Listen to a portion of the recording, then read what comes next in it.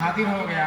अल्लाह इन दोनों हजरात को जज़ाए खैर नसीब फरमाए कि इनकी बरकत से इतने सारे मोहब्बत करने वाले मुसलमानों से मुलाकात हो गई और आपको देखकर मैं खुश हो गया और मुझे देखकर मुझे उम्मीद है कि आप भी खुश हो गए। अभी बहुत देर से आप दारुल उलूम देवबंद का तज़किरा सुन रहे हैं। दारुल उलूम देवबंद एक ऐसा इदारा है कि आज पूरी दुनिया में अल्हम्दुलिल्लाह रसूल पाक सल्लल्लाहु अलैहि वसल्लम के दीन का सबसे बड़ा खादिम है। हुजूर पाक के दीन का सबसे बड़ा खादिम है। आज हर साल 1500-1200 आलिम पैदा करता है, 50-60 मुफ्ती पैदा करता है, मुफस्सिर पैदा करता है और हाफिज कारी तो बेशुमार पैदा करता है। दोस्तों, और देवबंद का एक आलिम जिस इलाके में चला जाता है अल्हम्दुलिल्लाह पूरे इलाके में दीन की बेदारी पैदा हो जाती है, दीन की लहर दौड़ जाती है। मुफ्ती असलम साहब आए इस इलाके में। अब बताइए, जंगल में मंगल हो रहा है, जंगल में मंगल हो रहा है। हम बचपन से जंगल में मंगल सुनते थे, लेकिन आज देख रहे हैं कि वाकई जंगल में मंगल हो रहा है। आज मौसम भी अच्छा नहीं और जो है कोहरे का भी असर रहा, ठंडक भी रही, लेकिन दूर दूर से 100-100 किलोमीटर से नेपाल तक के लोग आए हैं, गोरखपुर से महाराजगंज से लोग आ गए हैं। हमारे साथी मौलाना उबैदुर रहमान साहब जो गोरखपुर महाराजगंज में तरकुलवा तिवारी में पढ़ाते हैं और हिफ्ज़ के बेहतरीन मुदर्रिस हैं और पूरे मुल्क के चप्पे चप्पे में उनके शागिर्द फैले हुए हैं, वो भी यहाँ तशरीफ फराए हुए हैं। तो ये माशाअल्लाह, और चूँकि ये चंपारण का इलाका जो है इससे मुझे पहले ही से मोहब्बत है। यहाँ हाफिज बादशाह साहब, सुना है सेमरा बदल, हाफिज बादशाह साहब गुजरे हैं और उनका वाकया मैं अक्सर दीन के जलसों में, कुरान के जलसों में सुनाता हूँ। हाफिज साहब ने अपने बेटे से पूछा कि बेटे तुम्हें कुरान कैसा याद है?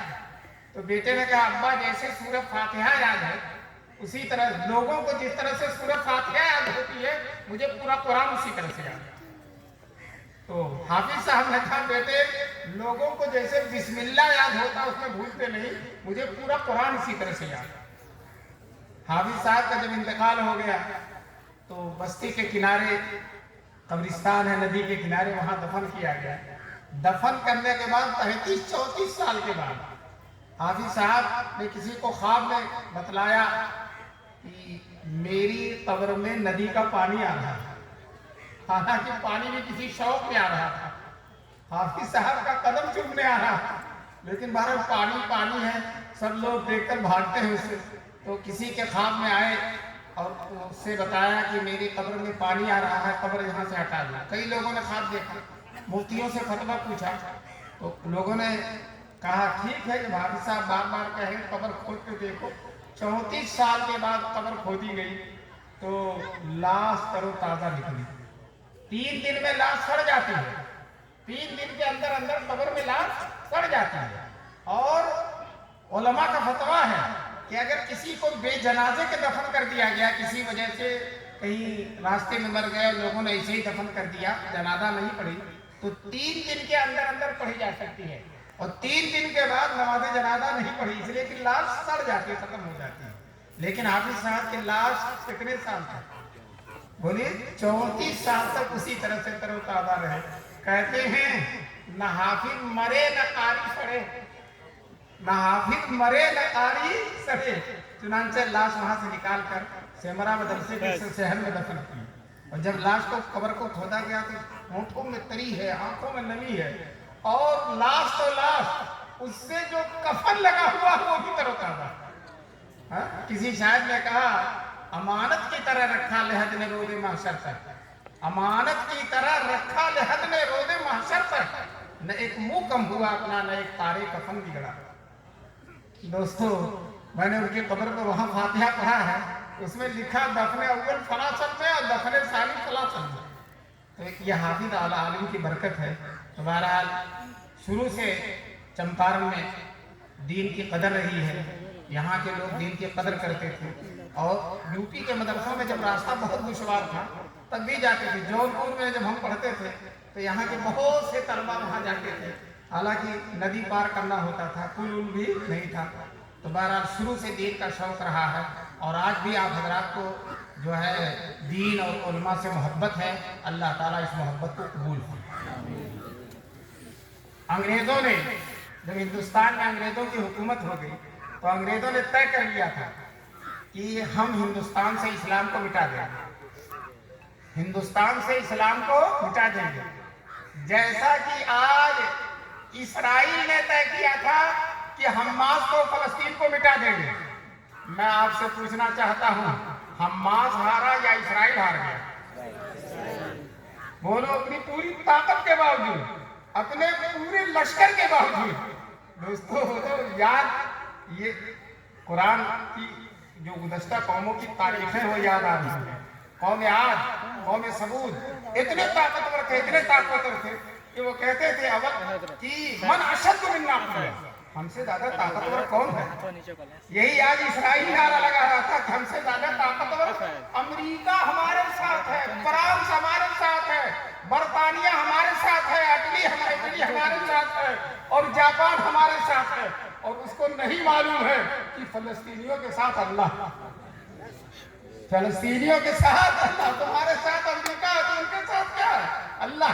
बहरहाल इसी तरह से जो है अंग्रेजों ने भी ये तय किया था कि हिंदुस्तान से इस्लाम को मिटा देना। अंग्रेजों का वजीर तालीम लॉर्ड मेकाले उसने ऐलान कर दिया था कि हम ऐसे हिंदुस्तानी बनाएंगे, हम अंग्रेजी तालीम, अंग्रेजी तहजीब, अंग्रेजी निसाब तालीम से ऐसे हिंदुस्तानी मुसलमान बनाएंगे जो सूरत और शक्ल के एतबार से हिंदुस्तानी होंगे और तालीम के जरिए हम उनके ज़हन को बदल देंगे और दिलो दिमाग से वो अंग्रेज हो जाएंगे। हम उनकी सूरत शक्ल तो अंग्रेजों की तरह नहीं कर सकते, लेकिन उनका दिल अंग्रेजों की तरह कर देंगे। दोस्तों ये अंग्रेज ने अपनी हुकूमत के नशे में ऐलान किया था, अल्लाह नूर से भर दे बुजुर्गान देवबंद की कब्रों को। ये फकीर लोग, ये अल्लाह वाले लोग, ये टाट और बोरिये वाले लोग, उधर तख्त ताट वाले लोगों ने ऐलान किया था कि हम ज़हन और दिमाग के एतबार से अंग्रेज बना देंगे। इन अल्लाह वालों ने ऐलान किया, बड़ी आजिज़ी के साथ, तवाज़ुन के साथ, अल्लाह पर तवक्कुल के साथ ऐलान किया, हम ऐसे हिंदुस्तानी बनाएंगे जो सूरत और शक्ल के एतबार से हिंदुस्तानी होंगे और ज़हन और दिमाग के एतबार से मक्की और मदनी होंगे। बताओ मुसलमानों, हम मक्की और मदनी हैं कि नहीं है? हम मक्की और मदनी हैं कि नहीं? हर मुसलमान कहता है। दिखा दे या इलाही वो मदीना कैसी बस्ती है जहाँ पर रात दिन मौला तेरी रहमत बरसती है। हर मुसलमान मदीने जाने के लिए बेकरार है, जो नहीं गया है वो बेकरार है, जो जाकर आ चुका वो और बेकरार है, वो और जाने के लिए बेकरार है। दोस्तों अल्हम्दुलिल्लाह ये उलमाए देवबंद की बरकत है, ये आज हम मक्की और मदनी हैं, ये मिंबर और मेहराब हैं, क़ाल अल्लाह क़ाल रसूल की सदाएं हैं, चप्पे चप्पे में मदरसे हैं, गांव गांव में घर घर में हाफिज हैं। ये सब के सब हमारे उलमाए देवबंद की बरकत है। अल्लाह तबारक तआला पूरी मिल्लत की तरफ से, पूरे मुसलमानों की तरफ से, हुजूर की पूरी उम्मत की तरफ से उनको बेहतरीन बदला नसीब फरमाए। दोस्तों इधर अंग्रेजों का ऐलान, उधर उन्होंने तय कर लिया इंशाअल्लाह हम देवबंद में मदरसा कायम करेंगे।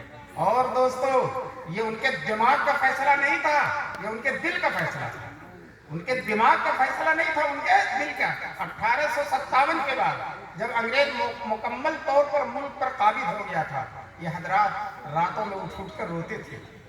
दोस्तों याद रखो, रातों में उठकर रोए बगैर कुछ काम बनता नहीं। जब तक आप रात में उठने वाले, रात में रोने वाले, गर्म आंसू बहाने वाले नहीं बनेंगे, तब तक आपकी जिंदगी में कोई रंग पैदा नहीं होगा।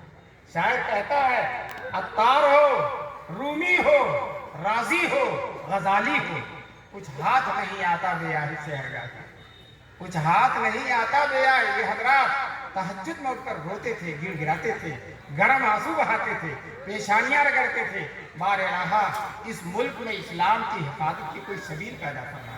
ये जालिम अंग्रेज मुल्क को बर्बाद करना चाहता है, मुसलमानों को, इस्लाम को, कुरान को, हुजूर की शरीयत को बर्बाद करना चाहता है।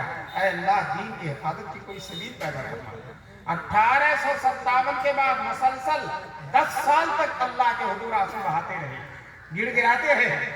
ठीक 10 साल के बाद उस जमाने के जितने औलिया अल्लाह थे सबके दिल में इज्तिमाई इल्हाम हुआ, एक साथ सबके दिल में इल्हाम हुआ कि दीन की हिफाजत की यही शक्ल है कि एक मदरसा कायम किया जाए। दोस्तों, ये अल्लाह वाले इकट्ठा हुए, अपने इल्हामों को बयान किया। किसी ने कहा इल्हाम दिल में बात आती है, उसकी कोई जबान नहीं होती, जो चाहे ताबीर करे। किसी ने कहा मैंने ख्वाब देखा है कि मदरसा कायम किया जाए। किसी ने कहा मेरे दिल में आया है कि मदरसा कायम किया जाए। किसी ने कहा मुझे इल्हाम हुआ है कि मदरसा कायम किया जाए। दोस्तों, इन्हीं इल्हामात रब्बानी की रोशनी में ये हजरात इकट्ठा हुए देवबंद की सरजमीन में। आज भी वो मस्जिद मौजूद है, पुरानी मस्जिद है, छत्ते की मस्जिद। उसके सहन में अनार का दरख्त है। उस अनार के दरख्त के नीचे एक उस्ताद और एक शागिर्द से मदरसे को शुरू कर दिया। उस्ताद भी महमूद, शागिर्द भी महमूद, और अल्हम्दुलिल्लाह उस मदरसे के कारनामे भी महमूद। दोस्तों, मुहर्रम में मदरसा खुलता है, एक उस्ताद और एक शागिर्द से मुहर्रम के महीने, और उसी साल शाबान आते आते रमजान से पहले दौरे तक की तारीख, दौरे हदीस की तारीख, एक उस्ताद एक शागिर्द से शुरू होने वाला मदरसा दौरे तक पहुंच गया। और उस जमाने में जो है सिर्फ देवबंद के नहीं, मुजफ्फरनगर के नहीं, मेरठ के नहीं, सहारनपुर के नहीं, समरकंद और बुखारा तक के तलबा आ गए, अफगानिस्तान और तुर्किस्तान तक के तलबा आ गए। दोस्तों, उस जमाने में न रेडियो न टेलीविजन, लेकिन अल्लाह की रहमत के फरिश्तों ने हर जगह ऐलान कर दिया, ऐ उलूम नबूवत के दीवानों, चलो देवबंद में उलूम नबूवत का चराग जल गया। दोस्तों, तलबा जूक दर जूक आने लगे। जब तलबा की तादाद बहुत ज्यादा हो गई तो ये तय हुआ कि अब मस्जिद में कब तक मदरसा चलेगा, मदरसे के लिए अलग इमारत होनी चाहिए। ऐलान हो गया फला दिन जुमे के बाद मौलाना कासिम नानूतवी का वाज होगा और मदरसे की बुनियाद रखी जाएगी। दोस्तों, इस ऐलान के बाद उस अतराफ में जितने औलिया अल्लाह थे सब इकट्ठा हो गए, सारे के सारे इकट्ठा हो गए। हजरत नानूतवी ने तकरीर की, तकरीर के बाद ऐलान किया कि मुसलमानों मदरसे की बुनियाद रखी जाएगी, चलो सब लोग मदरसे की बुनियाद रखो। दोस्तों, जिस सुबह को बुनियाद रखनी है, रात में मुहतमिम साहब ने ख्वाब में देखा कि रसूल पाक सल्लल्लाहु अलैहि वसल्लम अपने असाए मुबारक से निशान बना रहे हैं कि इस मदरसे की बुनियाद यही रखी जाए। तराने में है, खुद साकियत कौसर ने रखी, मैं खाने की बुनियाद है। दोस्तों, बुनियाद खोदी गई। सबसे पहली मियाँ जी, ये थोड़ा फोटो खींच के थोड़ा अलग हो जाए, बार बार थोड़ा खींच लीजिए फिर अलग जी। सबसे पहली मियाँ जी मुन्ने शाह ने रखी, जो देवबंद के सैयद थे और जिनके बारे में ये था गुनाह करना तो दूर की बात है, उनके दिल में गुनाह का ख्याल भी नहीं होता। सबसे पहली ईट उन्होंने रखी। दूसरी ईट मौलाना अहमद अली सहारनपुरी जो शारह बुखारी थी, उन्होंने रखी। तीसरी ईट कुतुब आलम मौलाना रशीद अहमद गंगोही ने रखी। जो असल बुजुर्ग है मेरे कारमा, वो दूर खड़े हुए, आज भी वो इंकिसारी बहुत है, वो अपने को इस लायक नहीं समझते कि मैं भी कोई ईट रखूं। लोगों ने बहुत इसरार किया तो तीसरी पांचवी कासिमुल उलूम वल खैरात मौलाना कासिम नानूतवी ने रखी।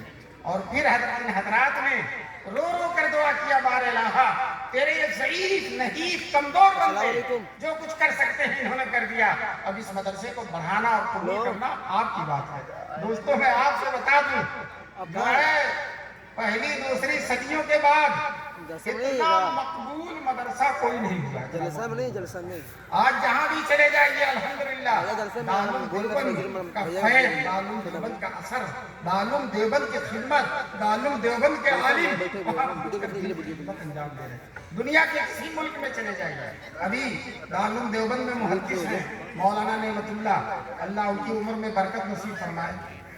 वो गए बुखारी खत्म करने के लिए फीजी, मैं भी उनके साथ गया।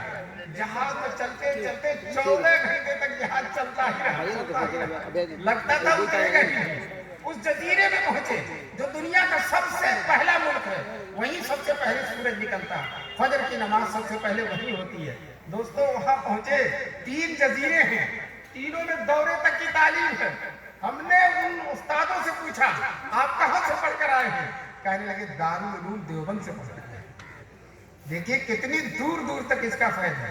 مولانا قاسم نانوتوی جو دارالعلوم دیوبند کے بانی تھے، انہوں نے بچپن میں خواب دیکھا تھا میں خانہ کعبہ کی چھت پر ہوں اور میرے جسم سے دودھ کی نہریں نکل کر ہر طرف جا رہی ہیں۔ کسی عارف کامل نے خواب کی تعبیر بتلائی تھی، یہ بچہ بڑا ہو کر حضور کے دین کی ایسی خدمت کرے گا جس کا فیض پوری دنیا میں جائے گا۔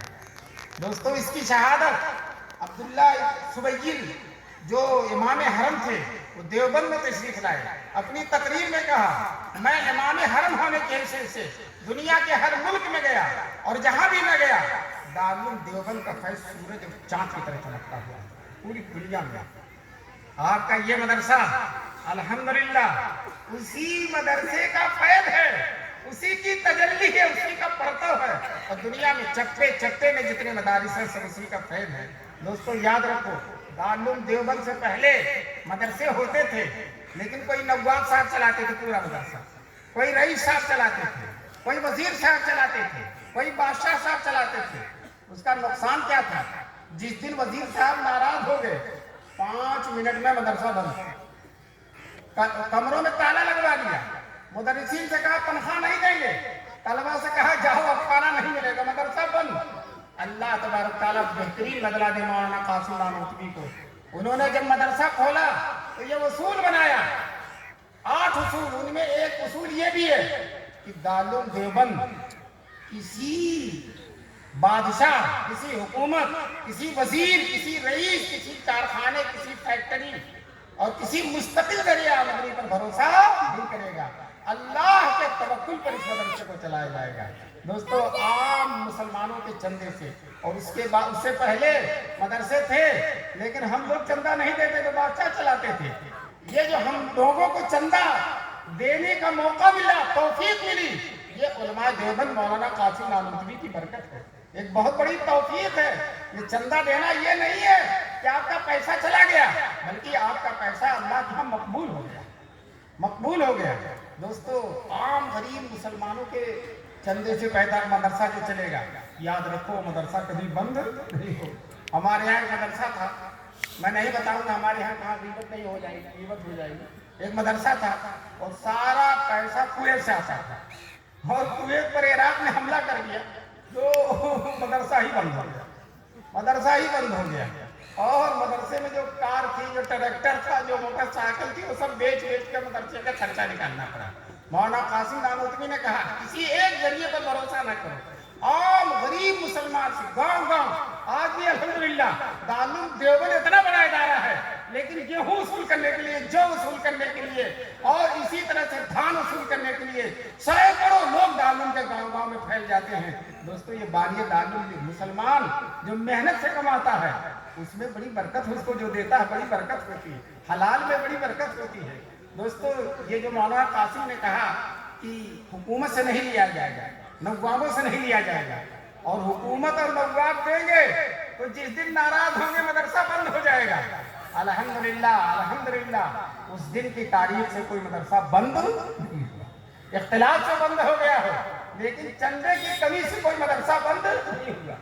حیدرآباد کے نواب صاحب جو دارالعلوم دیوبند میں بھی چندہ دیا کرتے تھے، وہاں مولانا حسین احمد مدنی رحمۃ اللہ علیہ جو انگریزوں کے خلاف لڑتے تھے، ٹکر لیتے تھے اور انگریزوں سے کہتے تھے ہمارا ملک چھوڑ کر چلے جاؤ، انگریز چاہتا تھا مولانا حسین احمد مدنی کو دارالعلوم سے نکلوا دیا جائے، کہ دارالعلوم سے نکل جائیں گے تو ان کی آواز میں وہ دم نہیں رہے گا، وہ زور نہیں رہے گا۔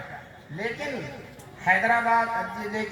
دارالعلوم انگریزوں سے کچھ نہیں لیتا تھا، تو انگریزوں نے حیدرآباد کے نواب کو آمادہ کیا کہ آپ اپنے اثر و رسوخ کو استعمال کر کے مولانا مدنی کو مدرسے سے نکلوا دیجیے۔ دوستو حیدرآباد سے خط آیا، اس زمانے میں محتمم تھے حکیم الاسلام قاری طیب صاحب رحمۃ اللہ علیہ، ابھی اس سے پہلے اناؤنسر صاحب نے بار بار ان کا تذکرہ کیا، 60 سال تک دارالعلوم دیوبند کے محتمم تھے۔ ان کے پاس حیدرآباد کے نواب نے خط لکھا، محتمم صاحب کو معلوم ہو مولانا مدنی کو مدرسے سے نکال دیا جائے، اگر ان کو نہیں نکالا جائے گا میں اپنا چندہ بند کر دوں گا۔ قاری طیب صاحب رحمۃ اللہ علیہ حکیم الاسلام کو بڑا حکیمانہ جواب دیا۔ قاری صاحب نے کہا نواب صاحب کو معلوم ہو کہ مولانا مدنی کا مدرسے میں رہنا انگریزوں کے لیے بہت مفید ہے. کیوں؟ ہم ان کو ہفتے میں 6 دن چھٹی نہیں دیتے، صرف جمعہ کے 1 دن چھٹی کا دیتے ہیں، اور وہ ملک میں کہیں جا کر انگریزوں کو للکارتے ہیں اور انگریزوں کے خلاف اعلان بغاوت کرتے ہیں. اگر ہم نے ان کو مدرسے سے نکال دیا، ان کا پورا ہفتہ خالی ہو جائے گا، اور جب پورا ہفتہ خالی ہوگا تو 1 دن کے بجائے 7 دن انگریزوں کی مخالفت کریں گے. انگریز کو 7 سال میں جانا ہے تو 1 ہی سال میں جانا پڑ جائے گا. اس لیے انگریزوں کی بھلائی بھی اسی میں ہے کہ اس شیر کو پجڑے میں بند رکھا جائے اور مولانا مدنی کو مدرسے سے نہ نکالا جائے. یہ خط لکھ کر قاری طیب صاحب نے نواب حیدرآباد کے پاس بھیج دیا. کچھ دن کے بعد خود شیخ الاسلام کو معلوم ہوا کہ میرے بارے میں حیدرآباد سے کوئی خط آیا تھا، اور محتمم صاحب نے کوئی جواب دیا. دفتر اہتمام میں تشریف لائے اور محتمم صاحب سے کہا، حضرت جو ہے حیدرآباد سے میرے بارے میں کوئی خط آیا، آپ نے کوئی جواب دیا، ذرا خط اور جواب مجھے دکھا دیجیے. حضرت قاری صاحب نے حیدرآباد کا خط اور اپنا جواب حضرت مدنی کے سامنے رکھ دیا. حضرت مدنی نے بڑے وقار کے ساتھ مطالعہ کر کے بہت اطمینان کے ساتھ کہا، محتمم صاحب نواب صاحب کو دوسرا خط لکھیے اور یہ لکھیے کہ آپ نے چندہ بند کرنے کی دھمکی دی ہے. چندہ بند کرنا تو دور کی بات ہے، اب تک سالہ سال سے جتنا آپ نے چندہ دیا ہے سب کی فہرست بھیج دیجیے، آپ کی ساری رقم واپس کر دی جائے گی. آپ سمجھتے ہیں مدرسہ آپ کے پیسے سے چلتا ہے؟ مدرسہ اللہ کی امانت ہے اور اللہ کو چلانے والا. وہی بات ہم بھی کہتے ہیں، اے مسلمانوں، مدرسہ کسی کے بلبوتے پر نہیں چلتا ہے، یہ مدرسہ اللہ کی رحمت سے چلتا ہے. اگر اللہ کی رحمت ہے، اللہ کا لطف و کرم ہے، اللہ کی نظر محبت ہے تو انشاءاللہ کوئی طاقت مدرسے کو ختم ہی نہیں کر سکتی. بہت سے اٹھے اور ختم کرنا چاہا. انگریزوں نے دارالعلوم دیوبند کو ختم کرنے کے لیے ایڑی یا چوٹی کا زور لگایا. میں آپ سے سوال کرتا ہوں، دارالعلوم دیوبند ختم ہوگا یا انگریز ہی ختم ہوگا؟ یاد رکھو، ان مدرسوں کو ختم کرنے والے اپنا فیصلہ کریں. یہ مدرسے تو انشاءاللہ قیامت تک رہیں گے. ہمارے حضور صلی اللہ علیہ وسلم نے عرفات کے میدان میں دعا کی ہے، اور کیا دعا کی ہے؟ دعا کی حضور نے، اے اللہ میری امت قیامت تک باقی رہے. دعا کی ہے میری امت قیامت تک باقی رہے اور کوئی ظالم و جابر خونخوار میری امت کو ختم نہ کر سکے. یہ دعا کی ہے. ابھی دعا کر کے فارغ ہوئے ہیں، تب تک جبریل امین آسمان سے اللہ کی طرف سے بشارت لے کر آ گئے، میرے محبوب آپ کی دعا قبول ہے، میرے محبوب آپ کی دعا قبول ہے. دوستو، جب حضور کی یہ دعا اللہ کی ہم قبول ہے اور قبول ہونے کی بشارت آ گئی ہے، تو میں اس مقبول دعا کے بلبوتے پر کہتا ہوں، اس ملک میں، اس دنیا میں، اس عالم رنگ و بو میں کوئی رہے یا نہ رہے، ہم تو انشاءاللہ قیامت تک رہیں گے. قیام ہمارے سر پر دعا ہے رسول پاک صلی اللہ علیہ وسلم کی، اور اللہ تعالیٰ کی بشارت ہے. اس لیے ہم کو کوئی طاقت انشاءاللہ ختم کرنے والی نہیں ہے. ہمارے حضور صلی اللہ علیہ وسلم نے ہماری مثال سمجھائی ہے. آپ لوگ کاشتکار ہیں، کھیتی باڑی کرتے ہیں، جب یہ گیہوں بوتے ہیں یا دھان بوتے ہیں تو ہرے ہرے پودے نکل آتے ہیں اور ہوا چلتی ادھر گرتے ہیں ادھر گرتے ہیں اور گرتے پڑتے لشٹم پشٹم پھر کھڑے ہو کر تیار ہو جاتے ہیں. اس میں گیہوں آ جاتا ہے اور کاشتکار کاٹ کر اپنے گھر لے کر چلا جاتا ہے. بتاؤ، تھپیڑے آتے رہے لیکن تھپیڑوں نے ان کا کچھ بگاڑا نہیں. یہی حال ہے مرد مومن کی، مسلمان کی. قیامت تک آزمائشیں آئیں گی، تھپیڑے ہوں گے، حالات آئیں گے، لیکن حالات آتے رہیں گے اور جاتے رہیں گے اور انشاءاللہ حالات ختم ہوں گے اور ہم ختم ہونے والے نہیں ہیں. دوستو، جو ہے صدیوں سے زلزلے کے مقابل رہے ہیں ہم تو شروع ہی سے حالات کے مقابل رہے. ہمارے حضور پر حال آتا ہے، خلفائے راشدین پر حال آتا ہے، ہمارے اماموں پر حال آتا ہے، صحابہ پر حال آتا ہے، ہمارے بزرگوں پر حال آتا ہے، ہم پر بھی حالات آئیں گے اور آئندہ بھی حالات آئیں گے. لیکن وہ حالات آتے رہیں، جاتے رہیں، انشاءاللہ ثم انشاءاللہ وہ ہمیں ختم کرنے والے نہیں ہیں. جو ہے وہ حالات تو ہمیں اور آگے بڑھانے کے لیے آتے ہیں. آزمائشیں جب ہوتی ہیں، کہتے ہیں جب حالات خراب ہوتے ہیں، آزمائشیں زیادہ ہوتی ہیں، تو اس وقت اللہ کی رحمت جوش میں آتی ہے. مسلمان کا دل نرم ہوتا ہے، روتا ہے، تڑپتا ہے. آج کل کے حالات میں بتاؤ لوگ کتنا رو رہے ہیں. یہ رونا उलमा मुसलमान का आंसू कहीं इधर उधर नहीं जाएगा, वो सीधे अल्लाह के दरबार में पहुंचता है और उन आंसुओं की बरकत से अल्लाह की रहमत मुतवज्जे होती है। जब हालात खराब होते हैं बड़े बड़े उलमा पैदा होते हैं। तातारियों ने बगदाद पर हमला करके पूरे बगदाद को खत्म कर दिया था, पूरे बगदाद को खत्म कर दिया था। लेकिन दोस्तों उसके बाद बड़े बड़े उलमा पैदा हुए, बड़े बड़े उलमा पैदा हुए और इस्लाम को ऐसे ही तरोताजा कर दिया, जिंदा कर दिया।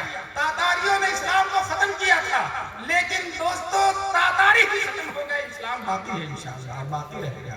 है बयां यूनिस तातार के अफसाने से, आसमां मिल गए काबे को सनम खाने से। इसलिए हमको किसी भी हालात में मायूस होने की जरूरत नहीं है। और अल्लाह ने अपने दुश्मन और अल्लाह के रसूल ने अपने दुश्मनों की मिसाल बयान की है कि अल्लाह के न मानने वाले की मिसाल बरगद का दरख्त है। मोटा सा देखते ना बरगद का दरख्त, हवा चलती है तो हिलता उलता नहीं, ठेठ जमा रहता है, लेकिन एक दिन जड़ से उखड़ जाता है, एक दिन जड़ से उखड़ जाता है। फकुतिया दाबिरुल लजीना ज़लमू वल्हम्दुलिल्लाहि रब्बिल आलमीन। इसलिए मुसलमानों, आप मदरसों से मोहब्बत कीजिए, इल्म से मोहब्बत कीजिए, उलमा से मोहब्बत कीजिए, उलमा की खिदमत में आकर बैठिए। आज याद रखो, ये हमारा दीन जो जिंदा है नहीं उलमा की बरकत से। आज लोग मौलवियों को बुरा भला कहते हैं और कहते हैं मदरसा खोलते हैं, चंदा करते हैं। अगर ये मदरसा ना खोलते, ये चंदा ना करते, तो आपके बच्चों के सीनों में कुरान न जाता। ये इन्हीं मदरसों की बरकत से है, यही उलमा की चंदों की बरकत से है कि हमारे छोटे छोटे बच्चे कुरान के हाफिज हो रहे हैं। दोस्तों, ये जबान दराज लोग शुरू से रहे हैं। जब दारुल देवबंद खुला था तो एक साहब ने कहा था एक मदरसा और खुल गया है, चंद मस्जिद की रोटियां खाने वाले और पैदा हो जाएंगे, चंद मस्जिद की रोटियां खाने वाले और पैदा हो। मैं कहता हूँ मस्जिद की रोटियां तो सूद से अच्छी है, सूद से अच्छी है। बहुत से इदारों में उनकी रकमें जमा कर दी जाती हैं और उनके सूद से मदरसा चलता है। और मदरसे अल्हम्दुलिल्लाह ज़कात की रकम है या और भी मुसलमानों के पाकीदा माल की रकम है, उससे मदरसे चलते हैं। दोस्तों, इंशाअल्लाह सुम्मा इंशाअल्लाह ये मदरसे बाकी रहेंगे।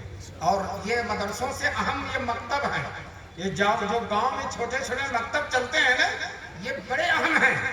इन मकतबों में जो बच्चे पढ़ लेंगे, जो बच्चियां पढ़ लेंगी, जो कुरान, नाज़रा, सूरह यासीन, सूरह वाक़िया और इसी तरह से दुआए कुनूत, अत्तहियात, दरूद शरीफ और ईमान मुफस्सल और ईमान मुजमल और कलमा शरीफ जो पढ़ लेंगे इन मकतबों में, बाद में वो कहीं कॉलेज में भी जाएंगे, खराब माहौल में भी जाएंगे, इंशाअल्लाह सुना इंशाअल्लाह उनके सीने से ईमान का नूर निकलने वाला नहीं। आज बच्चियां गैरों के साथ मुर्तद हो रही हैं, चली जा रही है, बच्चे मुर्तद हो रहे हैं। ये वो बच्चियां हैं जिनको मकतब में नहीं पढ़ाया गया। आप मकतब को बहुत अहम समझिए। आज तरह तरह के फितने हैं। शकील इब्न हनीफ, उसके मानने वाले आपके चंपारण में भी आ गए। एक शख्स है गुमराह किस्म का और जाहिल, कुछ भी नहीं जानता, दीनदार नहीं, कभी किसी ने उसको मस्जिद में नहीं देखा। बताओ, जो मस्जिद में ना आए वो अच्छा मुसलमान हो सकता है? और जब अच्छा मुसलमान नहीं हो सकता तो महदी कहां से हो जाएगा? महदी तो बहुत ऊंचे हैं।